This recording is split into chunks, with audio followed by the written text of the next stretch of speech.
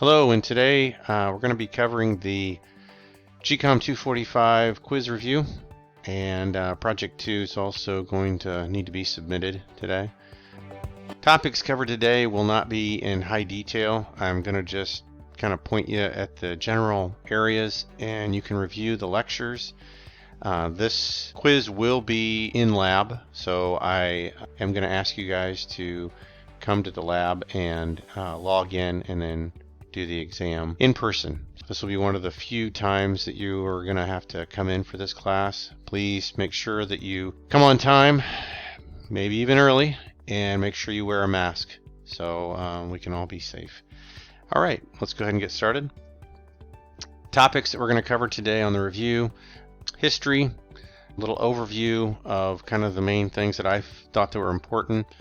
HTML, we're going to talk about some of the main topics that were stressed in that area so that you can have a grasp of not only how to discuss it but also how to write it. Same with CSS. We're going to talk basically about the important points covered with setting up the rules and how those structures can be connected. And last but not least, real light information, because we haven't really delved heavily into the web server. I'm going to give you a couple of topics to make sure that you know. All right, so for the history, why was the internet invented? Explain what the internet is, so be able to understand kind of how that entity functions.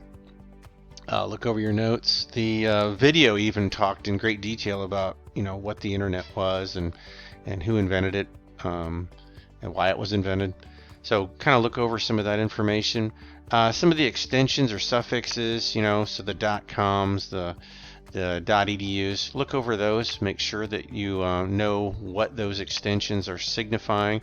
I'm not going to get into the country codes, but you should be able to identify a website's extension and perhaps what the website is going to be delivering.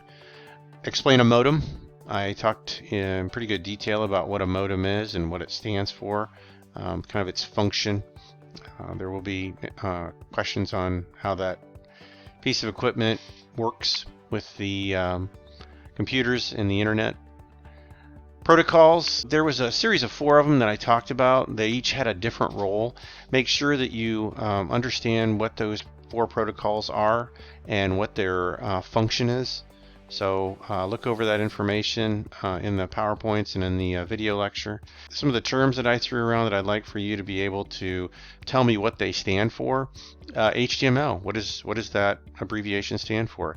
ISP, URL, WC3, FTP, SMTP. Those are some protocols, by the way, too, that you guys should be able to understand not only what those abbreviations stand for, but also what they do. So look over that information in the first lecture. We haven't really done a lot of lectures, so literally these slides are kind of summarizing what we did in each lecture. That's it for the history. Look it over. If you got questions between now and Monday, please feel free to drop me a line.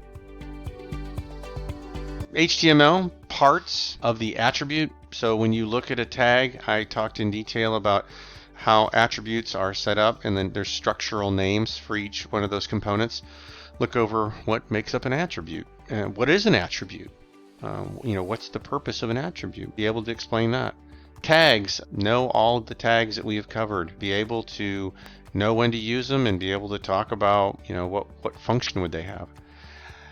Everything from paragraph tags to lists, know it all, and be able to use it. Going to be a small component where I'm going to have you guys write HTML code so that it would show not only the correct structure but also the correct tags to use based on how the instructions tell you to set up a document. Know your structure. Know everything from doc type, how to set that all up, your head, your title, your body, so that you can put these tags in and they'll function correctly.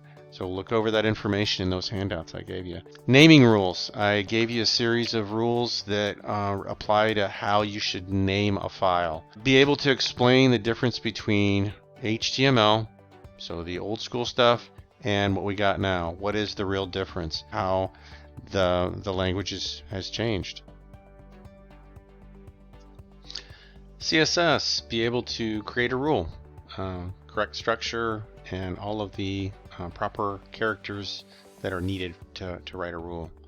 Be able to connect that rule to a portion of a document. So once you've written it up in the top of the document, be able to connect it be able to connect it once or more inside of the document area. Know the 3 different types of rules. Know the 3 different locations that you can have rules. There's 3 different parts or structure of a rule. So when you look specifically at the rule itself, there is 3 different components, and there's actually a 4th one if you want to talk about a general descriptor of an area of a rule. So look that over. Once again, it's in the lecture. But basically 3 is what I'm looking for, the individual parts that make up a rule. Be able to apply a rule, be able to connect it to a chunk of HTML. So I'm going to have you actually write some CSS, and I'm going to have you connect it. Look over your rule sheet and know what some of the options are. For instance, horizontal rules have options, text has options. Be able to think about what can be done with documents background. Know how to write syntax for those rules. Couple of font sizing options that we covered in class. Know what those are and how they kind of work as far as the different options there. Web server, how is the data transferred? Know what the protocol is for that, what its purpose is and how it functions. We are just kind of getting started on this, but I would like for you to be able to tell me what the domain is that you are uploading your project to. So literally tell me the full domain name, the web server that I talked about in class. The quiz will be in room 261 in the AIT building. It'll be on Monday, September 14th, and it'll start at 3:30 and it'll be over at 4:45. Total of 30 questions. So I'm giving you the full class period. Normally most students take about a half an hour. 30 questions I can usually knock out in about 30 minutes. But there will be 30 questions. Some of them will be essay, some of them will be fill in the blank, and there will be a few multiple choice. I'm not really big into multiple choice. I find that it's more multiple guess if a student hasn't really applied themselves to prepare for the class. And I'd really like to know what they know. And if there's an absence of knowledge there, I kind of like to be able to get the gist of that so that I can help change that. Prepare yourself to write about each one of the topics that we just talked about and explain what it is, you know. All right, that is all I have for you today. You guys have got plenty of time to study for the quiz that will be happening on Monday. If you do have questions, as I mentioned earlier, please reach out to me. I'll be glad to explain a little more detail about some of the topics, but I'm leaving it up to you to go back to the lectures, look at your notes, think about kind of what was covered in those video lectures that I tediously slaved over to create. All right, well, thank you and have a great day.